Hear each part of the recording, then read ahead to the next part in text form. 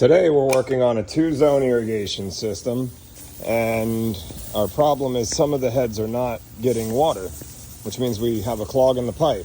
I originally thought there was a problem with the indexing valve. Maybe a landscaper changed it from a 2-zone system, or excuse me, a 3-zone system to a 2-zone system. But I already took a look at that, and as you can see here, there's water in both of those pipes, which means this is only a 2-zone system, and there's a rotor zone in the backyard that's working perfectly fine. Back here up the front yard, we're missing water in all of the heads up here.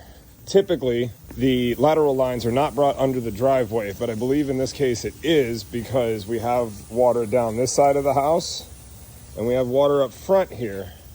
And it wouldn't make sense for there not to be water in any of these sprinkler heads if the pipe was coming from around the back of the house. That tells me it comes from under the driveway, and I believe our problem is going to be right after this sprinkler head right here, because the very next sprinkler head right there, no water. There's not even a nozzle in it. There is another way to find where that pipe is broken off, the one that's attached to the heads that are not working. We can take a garden hose and send water down the riser right here, and it will show us where the pipe is broken. The water will exit the line right there.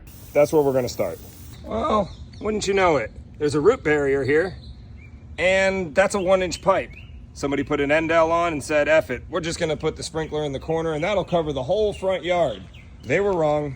The solution here was to find the other end of the pipe, which, da-da-da, there it is. Yes, I chose to do it the hard way. I didn't use the garden hose. And reconnect it to that end over there. Before we do that, I'm actually gonna go grab a garden hose and put it on this sprinkler right here. It was at that point I realized I could have used a garden hose to figure out where that pipe was, but now you know. We could flush all the dirt out of that line there, then we'll reconnect everything, and then we'll see what it looks like. All right, with the pipe flushed out, we just gotta clean those burrs off and extend it to that pipe right there, and we'll be back in business. At least I hope so. We'll find out. In some cases, we need to work within the constraints of the job site, and in this case, I had to work within the constraints of this root barrier here.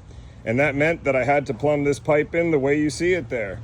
It's all put together now. We should see water come out of all of the sprinkler heads over there. All that's left to do is turn the system on.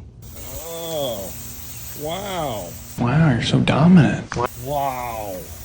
Look at that. Oh, and there's that sprinkler out there that I told the customer she might have. We'll have to put in a new nozzle in that sprinkler, but it'll work when we do that.